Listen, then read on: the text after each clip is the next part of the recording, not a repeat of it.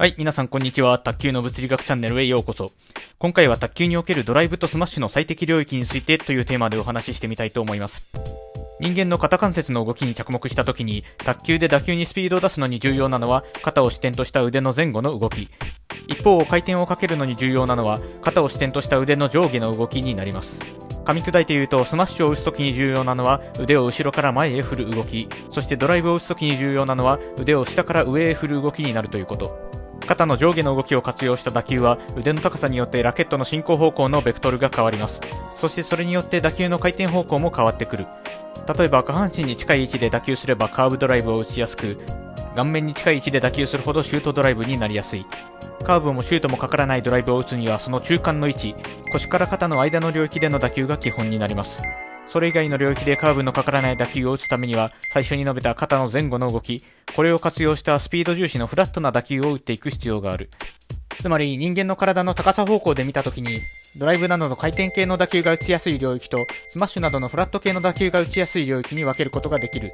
そして実際に卓球で広く実践的に使われている打球技術というのは、これらを意識してかしないでかは分かりませんが、この傾向に基づいて取捨選択がなされていると言えるものがほとんどです。これをご覧になっている皆さんの中にも、スマッシュを打とうかドライブを打とうか迷った挙句にミスをしてしまい、枕を涙で濡らした過去を持つ人も珍しくないでしょう。そこで今回は実際に使われている技術をいくつか例に挙げ、それぞれなぜ今の技術として確立されたのか、このドライブとスマッシュの最適領域という観点から迫っていきたいと思います。取り上げるのはこちらの4つの技術です。それでは一つ一つ見ていきましょう。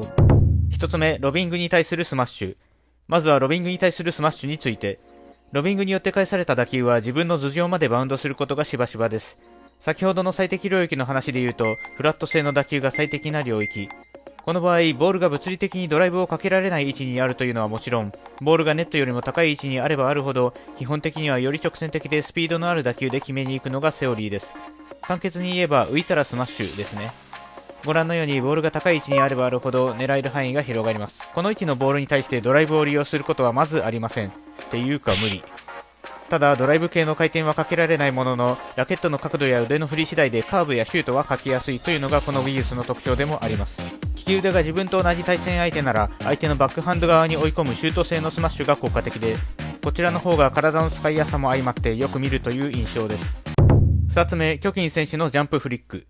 先ほどのスマッシュの例は頭上のボールへの対応についてでしたが、こちらは下半身の球に対してフラットな打球で応戦する場合、このシチュエーションは卓球においてはほとんどありません。なぜなら卓球台の高さ自体が人間の腰の位置に近い高さにあるので、そもそもその高さよりも下の位置で打球する機会そのものが稀だからです。そんな中でも下半身の球に対してフラットな打球で応戦する唯一と言ってもいいほどのシチュエーションとして、キョキン選手に代表されるジャンプフリックが挙げられます。これは台上のボールに対してジャンプして飛びつきつつ、あえてインパクトの位置を自分の腰の下に持っていくフリック方法になります。ペンホルダーラケットの人が使用する場合に最大なメリットを発揮する技術です。なぜペンホルダーで力を発揮するのか、またそのメリットが何なのかについては別の動画で解説しておりますので、ご興味のある方はそちらもぜひご覧ください。3つ目、引き合い。引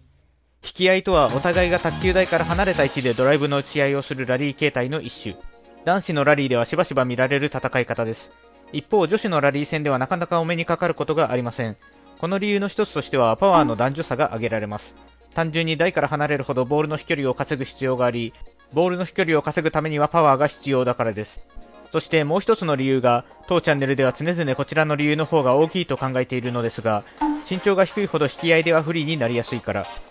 そしてこの原因として今回のテーマであるドライブとスマッシュの最適領域の話が関わってきます。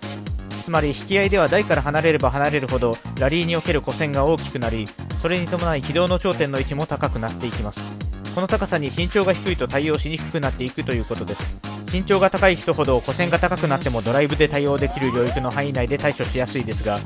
身長の低い人にとってはその限界が訪れるのが早く、遅かれ早かれフラット系の打球で対応せざるを得なくなる。身長が低いと左右へのリーチという面でも不利になるということもあり、この点も含めて身長の低い人が下がって戦うのは得策ではないと言えるでしょう。4つ目、丹羽選手の稲妻カウンター。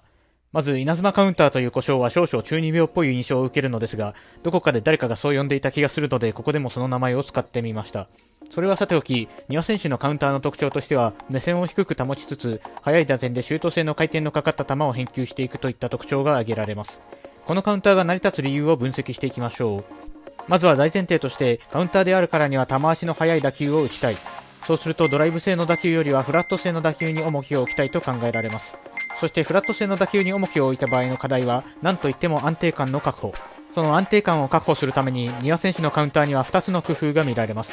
まず1つ目は体勢を低くすることによる目線合わせ。直線的な打球を打つ場合、目線と球の延長線上に自分が狙っているコースを持っていくことで、どのようにラケットを振れば相手コートに入るかが感覚的につかみやすくなります。身長が低い子供時代の方がスマッシュが得意だったり、女子選手に表ソフトラバーを駆使してスマッシュをバシバシ決めていくスタイルの選手が多いのも、スマッシュを打つ際に目線が合わせやすいからという要素が挙げられます。先ほどの引き合いの話は身長が低いことがネックになる話でしたが、このスマッシュにおける目線合わせについては身長が低い方が有利になる一例と言えるでしょう。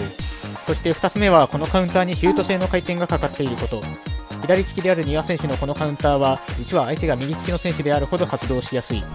その理由は右利きの選手の強いドライブショットには多くの場合カーブ回転がかかっており、それに左利きの選手が対応する場合シュート回転のショットで返す方が安定するから。これは引き合いのラリーを見ているとわかるのですが、利き腕が同じ選手同士の引き合いはカーブドライブ対カーブドライブになる傾向が強いのに対し、利き腕が異なる選手同士の引き合いはカーブドライブ対シュートドライブになる傾向が強い。その理由はその方が相手の球の回転の影響を受けにくくなるから。過去の動画で神様が地球に隕石を投げつけた時に地球の自転を反転させるのは難しいが、地球の回転軸を少しずらすならいけそうという例え話をしました。この例え話と同じ理屈なのですが、卓球ではボールの回転を真っ向から受け止めて逆の回転をかけようとすると、相手の回転の影響をもろに受けてしまい、打球をコントロールするのが難しくなります。しかし、ある程度ボールの回転軸に逆らわない形で打球することができれば、相手の回転の影響を軽減することができます。ちなみに左利きである丹羽選手が左利きの選手に対して発動するカウンターは、対戦相手が右利きの場合とは逆に、カーブ性の打球で対応する局面が多いことがわかります。これもできるだけ回転軸に逆らわないようにするという今までの話と同様の狙いがあると考えられます。回転軸と各技術の関係についてはまた別の動画で触れてみたいと思います。というわけで今回はドライブとスマッシュの最適領域というテーマでお話しさせていただきました。若干話にまとまりがなかったような気もしますが、例えばスマッシュを打つ際に目線をボールの高さに合わせることの重要性を理解し、そのイメージを言語化することによってより一つ一つのプレーに確信を持つことができる。今回の内容がそのための手助けになれば嬉しく思います。それでは今回はこの辺で失礼いたします。最後まで動画をご覧いただきありがとうございました。また次の動画でお会いしましょう。さようなら。